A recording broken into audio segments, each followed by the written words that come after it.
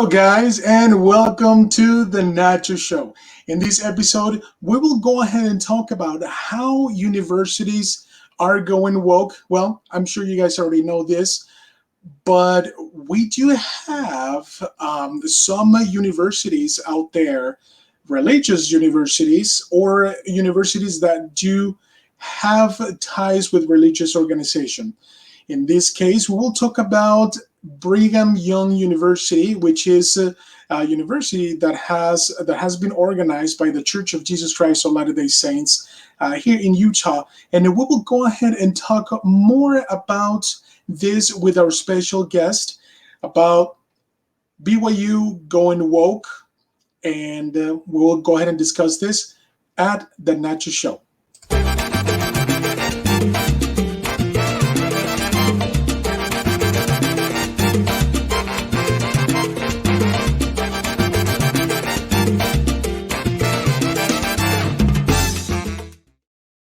Excellent. All right. So we have a fantastic guest with us today, and his name is Greg Matsen. How are you, Greg? Doing great, Nacho. Thanks for inviting me. Excellent. Thank you so much for being here with me. And well, as I mentioned, this episode, we will go ahead and talk more about religious universities going woke. In this case, it will be Brigham Young University, and I have a request here for you. I would love for you to keep this conversation very open, without any hesitations or anything like that, because this space is an open space for everyone that comes. Okay, and you can say anything except for the F word. So, okay. What a relief. Okay. So yeah, I mean, this is definitely the intention, of you, being open about what you have to say and how you say it, and your comments are definitely welcome. I will ask you, a couple questions to develop on this topic. So, Brigham Young University. So you made a video that went viral about a letter that you wrote to Brigham Young University individuals, teachers, and also students. Can you please explain to us a little bit more about that? Well, I've been looking into BYU for about a year, and what some of the things that are going on there. The letter was just something that, because I do a podcast, that I felt that I would read the letter instead of just send it. So the letter was addressed to the faculty, the administration, and to the students. Those three. I wanted all three to hear this. And basically what it outlined was that, look, there are problems here. There are issues that are going on here, and no one's really bringing this up. No one's talking about it enough. And that's a natural thing, because with this, especially in the academic world, which is where all of this really comes from, right? The whole woke ideology and all this it comes from academia. It's a very natural thing for people not to speak up because of the issues of shaming, right? There's a natural shaming that happens. You get talked down, you have epithets and accusations that can be thrown at you. Nobody wants conflict, right? Exactly. And especially all the nice people at BYU, they don't want to run into the conflict. They don't want to be called a racist. They don't want to it's and honestly, some of them are worried for their jobs even speaking up. They don't always know where the administration stands. They don't know where everybody stands on this, because in the broader academic world, this is the way it is, right? This is the religion of academia. And so it's like, oh, I guess some are thinking, well, maybe BYU is just kind of becoming this same thing, right? They were kind of moving into the same space that the rest of the universities in the U.S. are. Right, and you mentioned something very important, and that's what's happening in our country, and not just BYU as uh, I would, and I consider BYU to be a religious university, Mhm. because we have to take into account that there are out there religious universities. And I wonder, and I'm super curious about knowing if they do have, their own rules, their own regulations as far as keeping certain things away from the university, like like same-sex couples showing affection in campus. Kind of like what has BYU, and you can definitely clarify this. um, so it is my understanding that in Monterrey, Mexico, where I was born and raised, there is a religious university from an organization. I think it's La Luz del Mundo, or the Light of the World. I'm not 100%. I cannot remember, but I understand that there is one out there. um, and there is a lot of, I don't know if it's apathy or fear of people, like defending the truth and what we really should be standing for. Mhm. Yesterday I was speaking to the missionaries, to the LDS missionaries, and in the conversation, one of the missionaries, he was actually on his very last stage of his mission. And I mentioned, so what do you want to do? And he's like, well, I want to go to BYU and everything like that. And obviously, he was very well disconnected of what exactly is going on, obviously, because he's serving the Lord, 24/7. But I mentioned, be careful, be very careful.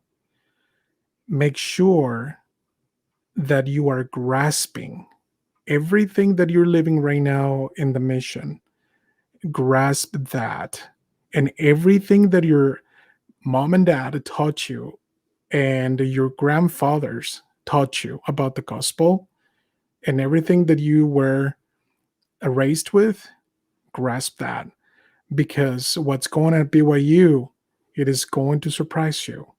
But maybe I don't know. I didn't want to scare him away or anything like that, from him reaching his goals. But um, we really need, and this is what I do in my show. I encourage everybody to go ahead and defend what is true, stand up for what is true. um and this is something that I kind of wanted to ask you, Greg, in regards of what is going on at BYU. um why, and it's just so many things, but why, if BYU is a religious organization created by, obviously, Brigham Young, and maybe you can clarify on things here. Um, why is it that this religious university is going woke, and you go to church every Sunday and you learn conservative principles, you learn about family is being the nucleus of the society, you learn in church and you're being taught about this every single Sunday. Then you go into BYU and then you start teaching false things and fallacies to students. Mhm. Yeah, so I think that there are a number of elements that are at play here. One is that the church is apolitical, right? So they don't like to, as far as saying it's conservative or it's not conservative, they're not going to play in that arena, Right. and so they don't want to, they've stood up for a few issues here and there, but for the Uh-huh. most part, they're going to stay out of anything saying, okay, we're liberal or we're conservative or we're Republican or we're Democrat, anything. They're gonna pretty much stay out of that. And I Uh-huh. think to a fault, maybe sometimes that filter, which I think is the right thing, Uh-huh. is kind of allows other things to come in. Right. And the woke ideology today is sometimes considered to be, okay, well, this is a little liberal. That's not true. right? This is not a little left leaning, kind of, what the Democrat Party, for example, has typically maybe represented. That's not what it is, right? This is something that is far left. It's far, far left, and it masquerades coming in as something that works through compassion and some form of justice. And so I think that has been difficult to navigate for the church because of that. They don't want to be involved politically in things. They see these as political issues, but they're also, when you do start studying it, when you really understand what is going on, there are absolute anti-gospel teachings that are going on, and anti-doctrine of Christ. And so it's to me, it may be taking some time. I mean, this thing kind of exploded on the scene with George Floyd. Right. It's been there the whole time. It's kind of started to come out. I started looking into this back in 2012. But it's kind of overtaken things. And what I mean by that is, I don't think that people were prepared for this, and anywhere. And so this ideology, this religion of academia that has been kind of mostly thought of as radical and on the fringe in academia, had really overtaken academia. That people didn't realize this, had really completely overtaken academia. It has taken over most of the institutions already in the United States, and it became more on a high level of the social conscious, right?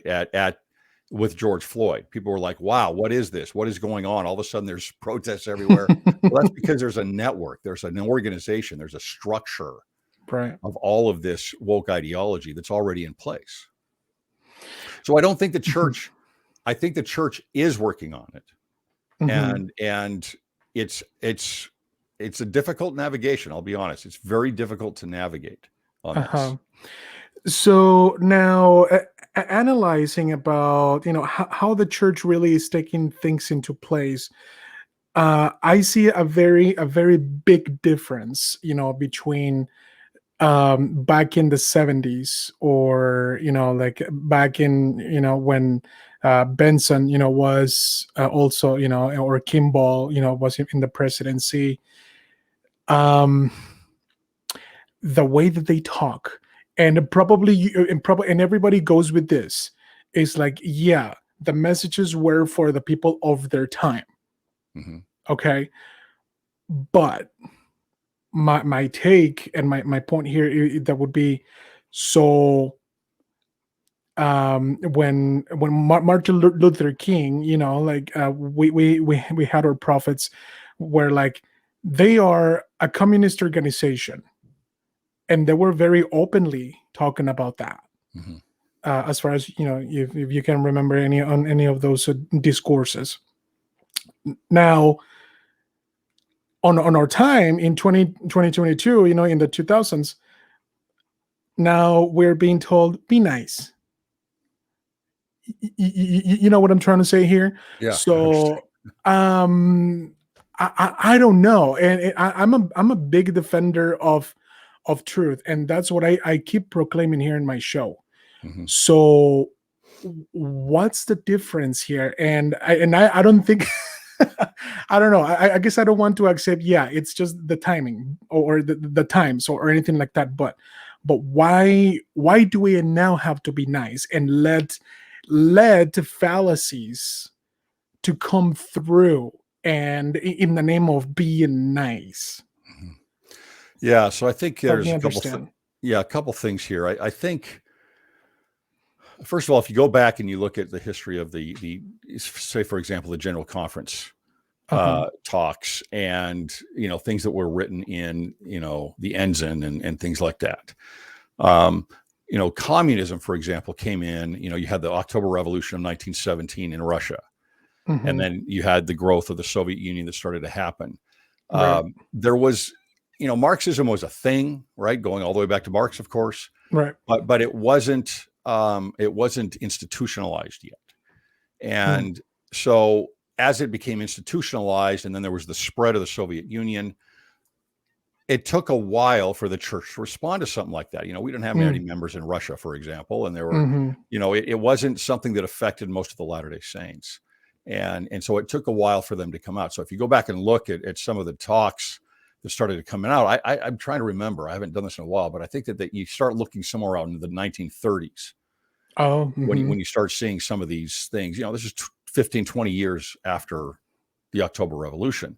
Yep. And then you start ramping up more because there are, through academia mostly, right. It comes mostly through the Frankfurt School, but through academia, you have, you start to get some spread coming in of this Marxist communist ideology in the United States. And then you start getting some pushback. And then you have Ezra Taft Benson, who was in government and probably was privy to a number of things. Started calling it out for what it was and speaking specifically because it became a real threat in his eyes to the church and to the United States.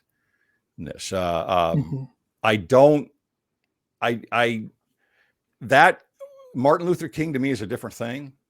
Martin Luther King did have a toe over in that area.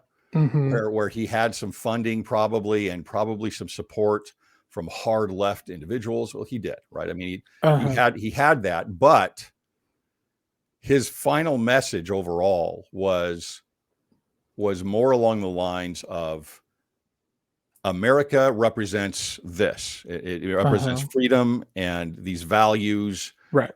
But we're not living up to it for everyone. Right. So it was still holding that up, in other words, and it wasn't about, just Black power, for example. Right. It was, I have a dream, right? I have a dream where my kids and your kids, are not judged by the color of their skin, but by the content of their character. Correct. So that is a very, very different message. I agree. From what we have today. Correct. Very different on that end. And so I know there was some things brought up about Martin Luther King, and I understand because there was some influence in there, but I use Martin Luther King as an icon to show the distinct difference between what is happening today and what he said. So the church, I believe, will start doing this. I mean, how did the General Conference look to you last time? It was more, they didn't touch of very many things as far as be nice, but the one prior definitely I was surprised. I definitely was, and people either on the left that had those leanings, even members of the church that have those ideologies, which doesn't make sense to me. Because at the end we're members of the church and we learn the same things. Obviously, we all do sin in different categories and different ways. They took things their way with the message that was being shared. So and one with President Oaks, when he talked about like be nice whenever when he usually is my favorite speaker, and he is awesome at what he defends the family and the power of the priesthood and be great citizens of every nation where we live. But that time, oh my gosh, I was scratching my head and I'm like, I'm just trying to understand here, what the heck is going on? Are we going in different directions? Now, before I ask you, what was in that letter that you wrote before we go off topic here? My thing was with there was a seminary teacher, and probably you saw this picture going viral. This seminary teacher that had a poster or like a graphic on the blackboard saying all are welcome, and there was like an LGBTQ 1 2 3 4 5 ABC whatever crap, on Mhm. there, and saying all are welcome to seminary. And I'm like, what the heck? I mean, are we now accepting that as members of the church? Do we have to, like, what now? Are we going to have gay marriages in the temples now, or what is this? I Yeah, mean, I think that's a long leap to go from there to gay marriage in the temple. mm, Here's what I would say to that. I do believe that we need to have open arms for everybody uh-huh, to come to church and to come to seminary. I think that's what we do. I think that's what Christ did. right, I think that he wanted to invite everybody to come follow me, right? right, And that should, I don't think there should be any barriers to that whatsoever. uh-huh, And as has been said before, that the right, church is a hospital, it's not a club. yep, I And agree, we want everybody there, right? So, right, but we're, as human beings, I think we're very bad hmm, at keeping two different thoughts in our minds at the same time. We're a bumper sticker society. We kind of go all the way to one side or all the way to the other on an issue. There's a place where we should be that I think Christ was, which uh-huh, is tolerance and love for hmm, everyone, but being able to support and defend the kingdom at the same time, right? hmm, Tolerance and invitation does not mean acceptance of sin. exactly, And yep, that's got to be, a lot in the woke ideology. They want to conflate that. They want to bring that together as one and the same thing.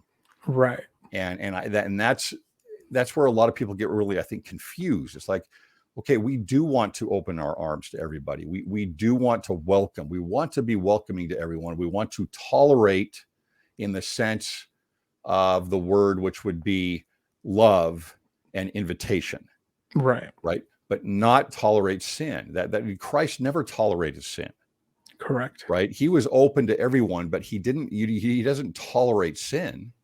That is not how it works. And that doesn't mean you're hmm, harsh and judgmental, but it does mean that you follow the commandments. hmm, It's interesting because Ibram Kendi, who is probably the most famous woke individual and critical race theorist, he hmm, talks about this idea of assimilation, right? Bringing everybody of hmm, not right, assimilating to, and what he really means is to Western liberal or democracy. Democracy. Do not assimilate to this. It's whiteness, oh my and gosh, but yet, the message of the gospel is assimilation. The exactly, message of the gospel is we want to be a Zion people, and that what that means is we need to assimilate to the gospel. We need to assimilate to the commandments. We need to assimilate to the messages of Jesus Christ. And that means sacrifice. That means giving things up. hmm, And that's an invitation for everyone. But that does not mean that everything goes. It doesn't mean that yeah, we tolerate all behavior and all things. And that's what being one is. That's not what being one is, right? Being one, of one heart and one mind, uh-huh. is being of the heart and mind of Christ. And that's what we need to assimilate to. Wow, you're giving me a lot of ideas to give a talk in church, actually. Wow, because yeah, I am 1,000,000% on agreement with you. In the beginning, please, audience, don't get me wrong. I mean, I do, love, Luther Martin King, Martin Luther about, King. Yeah. and his discourse and everything like that. And yeah, I mean, I'm not, really shaking things up here. My thing here, my point here is that, the differences between, and just like you said, assimilating.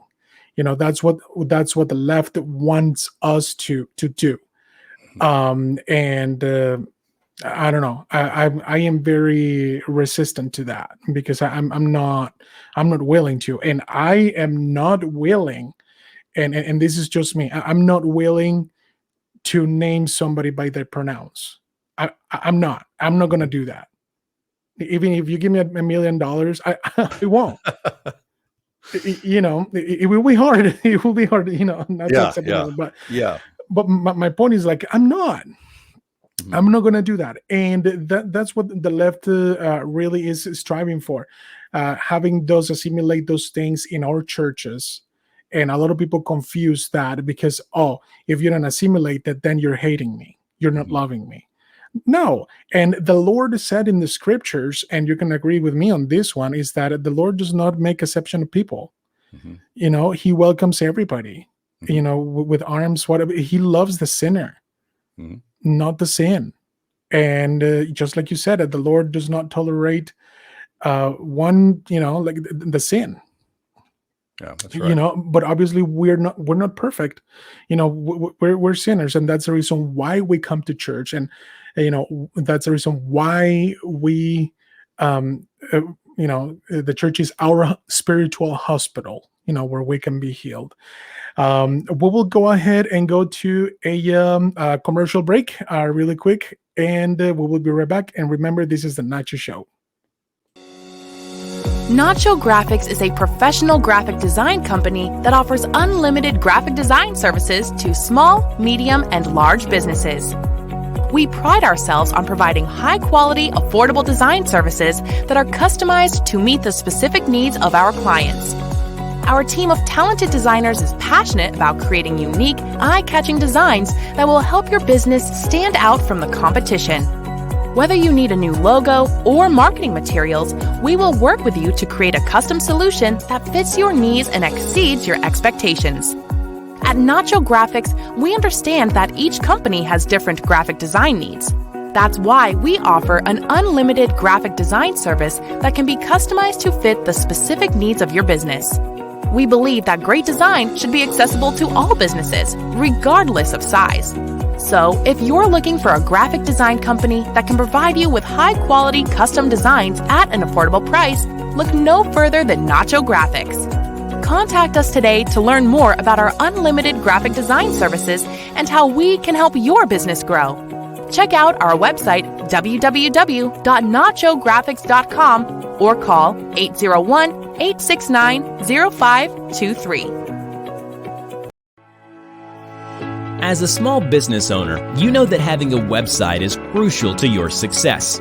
But what you may not know is that designing and developing a website can be expensive.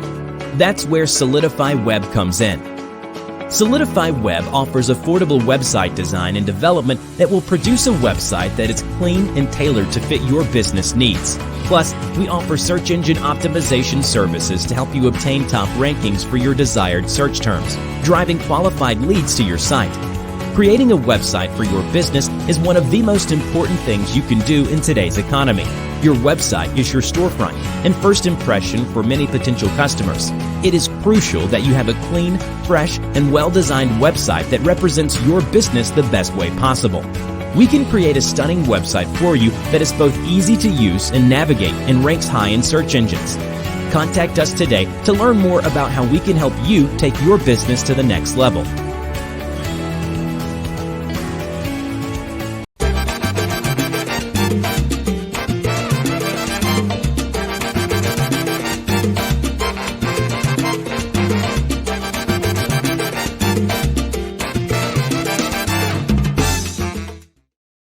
All right, and welcome back, everybody, to the Nacho Show. And we are here with Mr. Greg Matsen, and we're talking about wokeness in universities, especially here in BYU. So now, your video about the letter you wrote. So, what did you write in this letter? So I wanted to make everyone aware. Now, some people have been following what, on my podcast, what I've been doing for a while. So they knew this, and I've covered several examples of what's happened and what's going on, and with real evidence and actual video clips of what's been going on at BYU. Mm-hmm. So what I wanted to do was just put an open letter out to the faculty, to the students, and to the students' parents, and say, look, okay, here, this is what has happened as I've gone through and done these episodes on BYU. I've had a number of people, faculty members, administration, students, parents, reach out to me, and they're reaching out to me and telling me what's going on. They're giving me hard evidence, giving me examples of what's happening. And so I wanted to let people know that you're not alone, right? When you see this happening on campus, it's happening a lot. And you probably, the faculty especially, what I get is, what is going on here? What do I do? I'm not comfortable with what's happening. There's a big change on campus. And so the message to the faculty is, look, you need to speak up. And you need to speak up because you need to realize you're still in the vast majority of people. Right. The vast majority of faculty and administrators on campus do not like what changes are coming and have come to BYU. But they're silent about it because they're afraid to talk. And so part of that message was to the faculty saying, look, you need to stand up.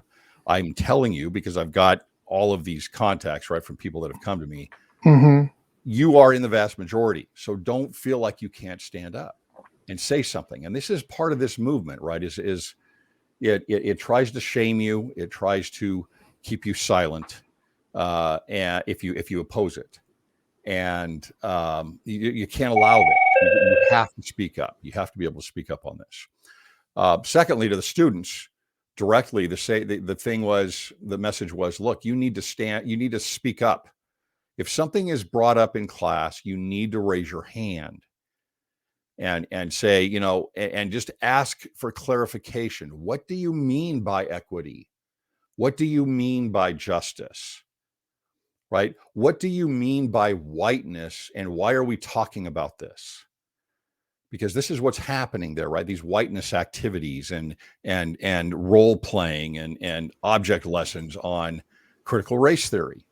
So don't just go along with it. And I've had several students contact me that have been a part of these activities in class, and they're like, what did I just do? What did we just walk through? Because no one, you think to yourself, well, this isn't, you're not ready for it, right? You're not ready for it. So you just kind of go along with it. I mean, these are young adults, right? These are 18 usually to 23-year-olds in undergraduate that are like, what is this? And so the message was, you need to stand up, you need to raise your hand, you need to speak up, because you've got to check these things. These professors that do this, and there's more than a handful, right? There are several. They need a check on what they're doing. In their classrooms, they don't have a check, right? There's no check and balance there for them. So that's got to be up to the students. There aren't other faculty members in there. There aren't administrators in there. That's got to be up to the students. And then lastly, to the parents, I have received so many letters and emails and comments on not just what's going on there, but on the radicalization of their students, of their kids. And where, okay, this was introduced and this professor introduced this is what they did. And then next thing I know, they come home for Thanksgiving and I don't recognize them. I don't know who they are, right? They're talking differently. They're using different language. And that's how you recognize that. When you start hearing that language, decolonization and whiteness and justice and equity, right? Inclusion, diversity, in themselves, those are words that are specifically designed to at first seem good. Correct. But they are not. And they're used in a way where they've been co-opted, right? They've been appropriated to mean something very different. And that's how they move in. They move in first with the language, and then they attach the meaning to the language. and that's that's what you communicate with his language. And so you start thinking a little bit differently. And these professors, some of them are actively recruiting. They are actively recruiting the students. And this ideology, Nacho, is something where you always have an oppressor. Right. There's always an oppressor that is set up against you. And that might be the patriarchy. It might be men. It might be whiteness. It might, whatever it is, right? There are several. And so there's always an oppressor that is in place. So the natural thing is once you start going through those oppressors, the natural thing is to turn to BYU because that's where you're at. And so BYU becomes the oppressor, and it is a systemic issue for them where, there's racism and there's patriarchy and there's problems that are going to be on BYU. So the thought process for those students that is indoctrinated by the professors and others is BYU is the oppressor. And so we need to protest them and we need to go against them. We need to, and then you activate the student. You activate them and you say, this is what we need to do. And you look at those protests that were there a couple of years ago. Those were organized in part by professors at BYU. And then that protest at BYU went to Salt Lake. It went to the church headquarters. And so it's a natural process to turn against BYU, and then the church becomes the oppressor. And so what that starts to do is take students' testimonies and start showing that the church is the enemy, right? We must change the church to create equity, to create justice. And so you get this turn, and then all of a sudden they start losing their testimonies. Wow. Satan is very sneaky, super sneaky. Yeah. And that's the same thing, that's been going. I mean, we're talking about indoctrination, being sneaky through education. And now we're having a lot of problems with pornographic material. And I'm going to say this very openly. There's a pornographic material that has been introduced for children out there. And I do have proof of that. And I have had people in this show that have mentioned about this, and they have witnessed this. And they have already contacted authorities and school boards and everything like that. But they refuse to take action on things. You know what I'm saying? Because we have to be nice. We have to be inclusive. We have to, you know what I'm saying? So yes, it just, we have to be tolerant. We're not going to be tolerant towards that crap. No, we're not. We have to keep morals in our society. We don't want to be the next Rome again. We're not going to fall into any of those stupid fallacies that professors are currently doing in our children's education. Now, it made me super sad. There was an interview that was done, and it's on YouTube. They were interviewing some BYU students, as far as and probably you've seen this video. I don't know. They are interviewing students about how racist you are, and about inclusion and everything. And it's like those I did know, and like, in order for you to become a student of BYU, and please correct me if I'm wrong, you have to be a member of the church. No, you don't have to be a member of the church, but you do have to sign the honor code. Okay.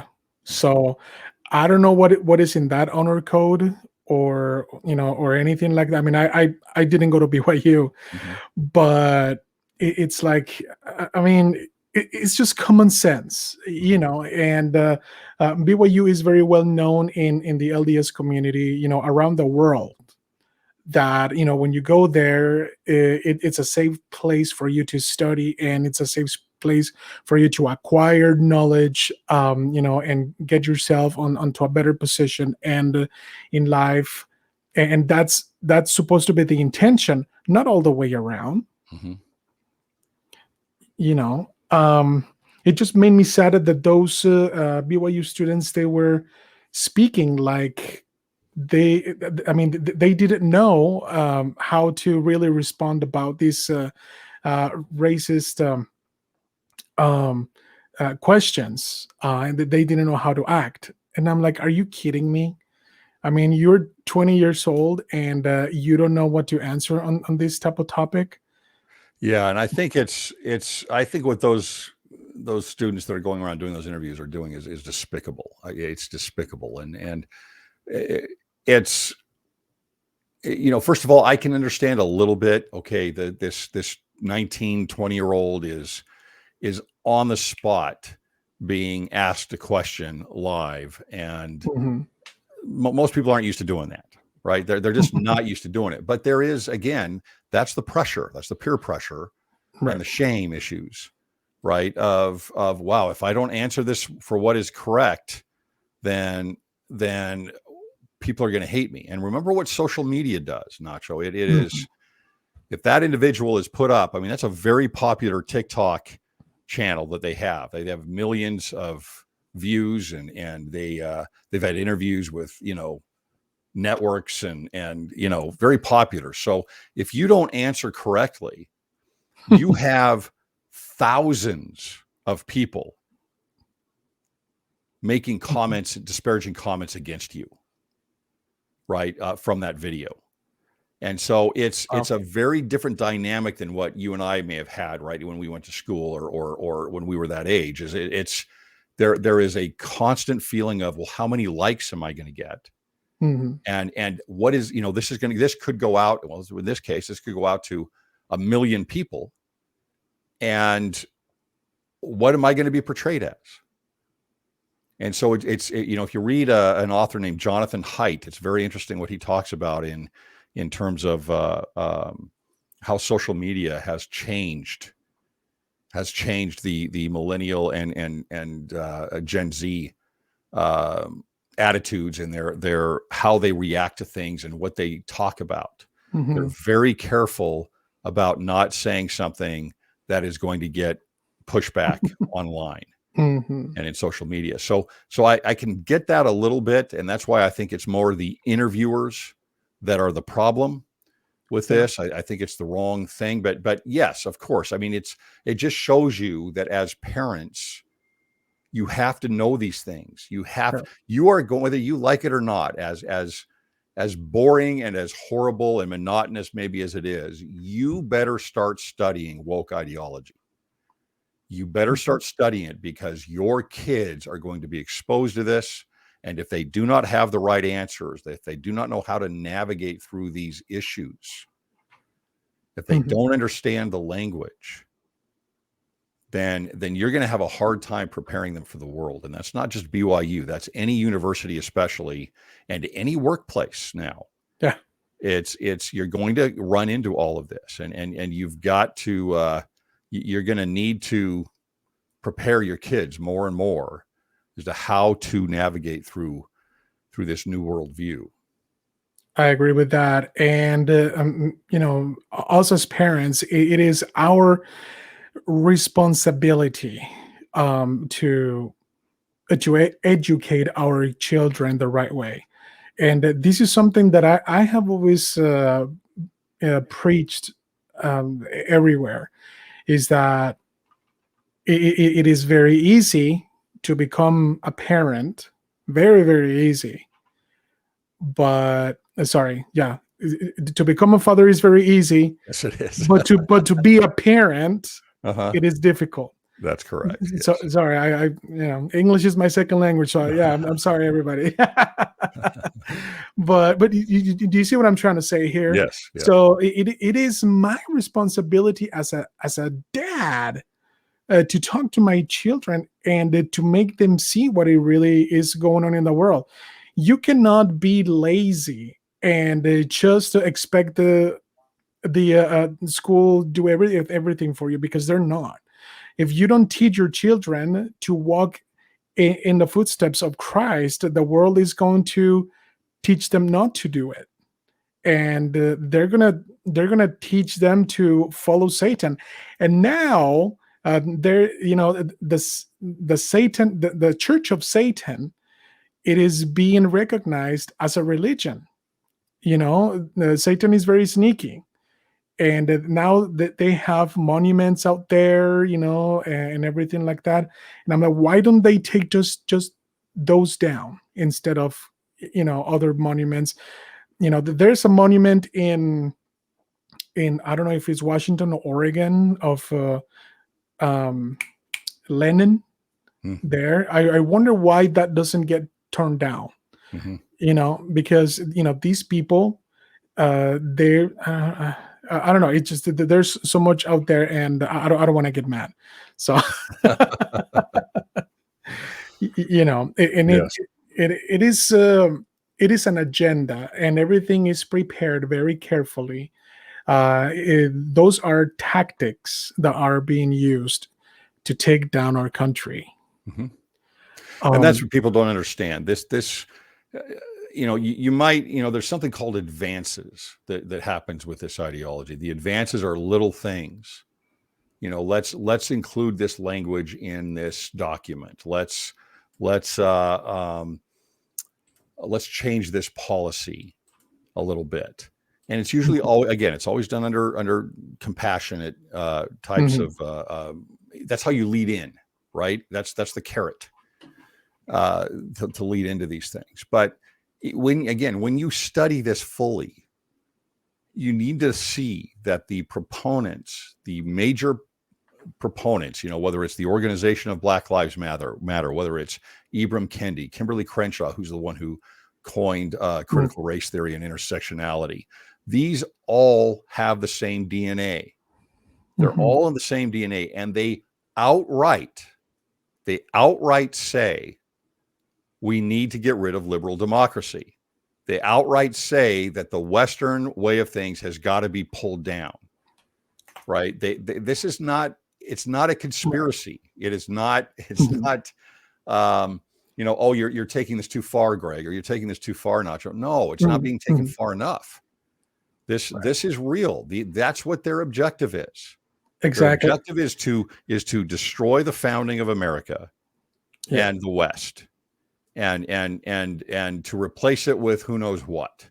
Exactly. They're not very good at replacing it, but what they do know is they want to pull it all down. So when they talk about systemic racism, we need to change the systems. Ultimately, what they mean is they need to break down liberty and freedom of speech and everything else. That's the real system ultimately. Exactly. And that's what they say. That is not some interpretation, right, of what they say. No, that is what they say. That's what all of those pundits, all of those framers of critical race theory, and woke ideology, that is exactly what they say. They're not hiding anything. And you mentioned something that's key there. 100% I agree with everything you're saying, but there's something that you mentioned that's key. What's key is that they're making Americans believe that they need to get rid of the Western way of things. And guess who says that? The enemy. Who is the enemy right now? Who's taking over everything? China. And I'm going to say this very openly, and I'm not scared or afraid to say this, because what they're doing is that they want to take their enemies down somehow. Oh gosh, they're smart. They're very smart. And I had She Van Fleet in one of my episodes, and I really want to bring her again to my show. And she will definitely confirm all this that I'm saying to you right now. She fled China when she was in her 20s. and she saw all of the changes that Mao Zedong was making when he got into power. And there was so much, China is a very traditional and very conservative. It's a great culture, and we cannot deny that. And oh my goodness, I love Chinese food. I cannot live without saying that. So think about it. Why does our enemies want to get rid of our culture? Why does our enemies want confusion in our society? Why do they want our economy to go down? Why do they? Because they know that they can do it, and people are very easily to be deceived by that. Yeah. Satan is the great deceiver, and that's what Satan does. And Satan does not want us to be in great progression, to be like our Heavenly Father. Now, one thing that I'm going to mention, and this, I actually had to speak at the Women's Republican Party here in Weber County. And in my speech, I said this, that the United States of America was created in the same plan that our Heavenly Father created the world. And I'm going to tell you how, this analogy. Our Heavenly Father created this earth. If you plant a seed into the ground, and if you water it, you fertilize it, you do everything that you're supposed to do for that seed to grow, guess what's going to happen? The seed is going to flourish. The United States of America's system does the same thing for you, for me, and for anybody else that come here. Because the same way that the earth is being tilled, the earth doesn't care what color of the skin you are. The earth doesn't care any what you're thinking right now. The earth is going to give you fruit. It's gonna give you an outcome. And that's the same way the United States of America does. Why does everybody want to come here and succeed? I'm an immigrant. I was born and raised in Mexico. I came here, for better opportunities, for a better, way of living, and to accept and adopt the American culture within myself. Mm-hmm. And, the American culture is what attracted me to be here, and True. And now these people are, I don't know. It drives me totally insane. So that's why I said that our Heavenly Father created the United States of America with the same plan that he did, Yeah, I think what you're saying is key. I think it's that framework. What it is it's the ability to use your agency. Right. It's the more opportunity there is, because that's what the gospel is, right? The more opportunity there is, the more you can use your agency and flourish. And there are a lot of people that do not like that. Believe it or not, a lot that do not like that. They do not like opportunity. They do not like agency, because opportunity and agency always create disparity. Because people have different choices. They make different choices. Right. And people don't want that even regardless of the whole principle of personal responsibility. Right. They don't want there to be a disparity in outcome. And that's what equity really means. When they talk about equity, what they're saying is they're going to flatten everything at the back end. And that only happens one way. See, that to them is a utopia. But the only way that ever happens, or can even, and it can't happen, it really never happens, but the only way you can try to make that happen is through force. Exactly. And you know what that aligns with? With the plan of Satan. because Satan said, nobody is, I will bring them back to you. Make me the savior, Mhm. you know? And Sure. That's the war in every, heaven. exactly. That's what Satan wanted, and now, all of these situations are just making me have even more and reinforce my testimony Mhm. on what I believe. Well, on the back end, I mean, you talk about the premortal world there in the war in heaven. On the back end, look at what the plan of salvation does. It offers different destinations Mhm. where you feel most comfortable, right? Where you would want to be. It offers different, there is a disparity in results, Mhm. not because God isn't loving, but because he respects your choice. And that's the only way to grow, even to get to any of those kingdoms, is to Mhm. use your agency. And even in the Garden of Eden, right? He's never going to pull that away. He allows the agency to happen. So disparity is a spiritual principle because agency is a spiritual principle. Mhm. And so anything that fights against that agency that requires force is against the plan of salvation. Exactly. Wow. It's super, super interesting.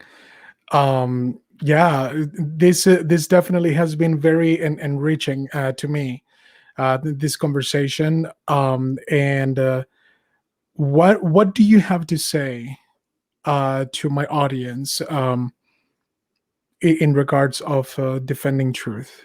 Um, I think that, President Oaks, let's see, October 2020. I think this was just after the general conference. He spoke at BYU, and I would recommend you go pull that talk up. And it okay. actually is about racism and a few other things. But the thing that I got out of that talk more than anything else is his example of what he calls clear thinking.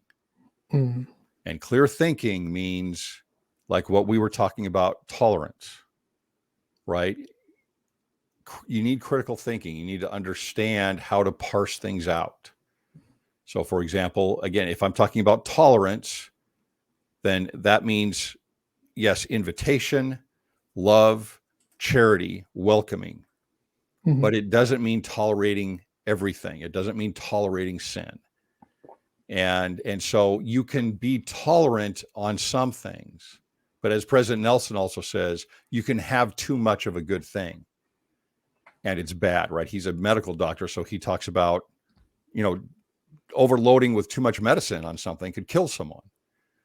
Mhm. And so that clear thinking, that idea of, okay, I can be tolerant and I can be loving and I can be welcoming, but I don't have to tolerate sin. I can defend the kingdom and I can defend truth. So I think we need to have a lot more clear thinking on these issues. Right, and there's so much work to be done, and really help out everybody to really, be conscious about this. Yes, you can definitely be tolerant, and but you also have a voice. You also have a voice. You can take action. And what Satan wants to do is just to destroy the family. He wants to destroy societies, and there's a scripture that I mention a lot, Doctrine and Covenants, 111 verse 11. It's very easy to memorize. 111 111. That it says, be thou wise as serpents. Because how is the serpent? The serpent is very freaking smart. Mm-hmm. And he knows how to just go in there and then just be wise as serpents. But anyway, well, Greg, thank you so much for being on my show. We went out of time here. I definitely appreciate you being here with me, and I look forward to have another episode with you. Wonderful. Thanks for the invitation. My pleasure. And remember, guys, this is the Nacho Show. Remember, go to www.thenaturalshow.com to see more episodes like this one. Thank you so much, and we will see you next time.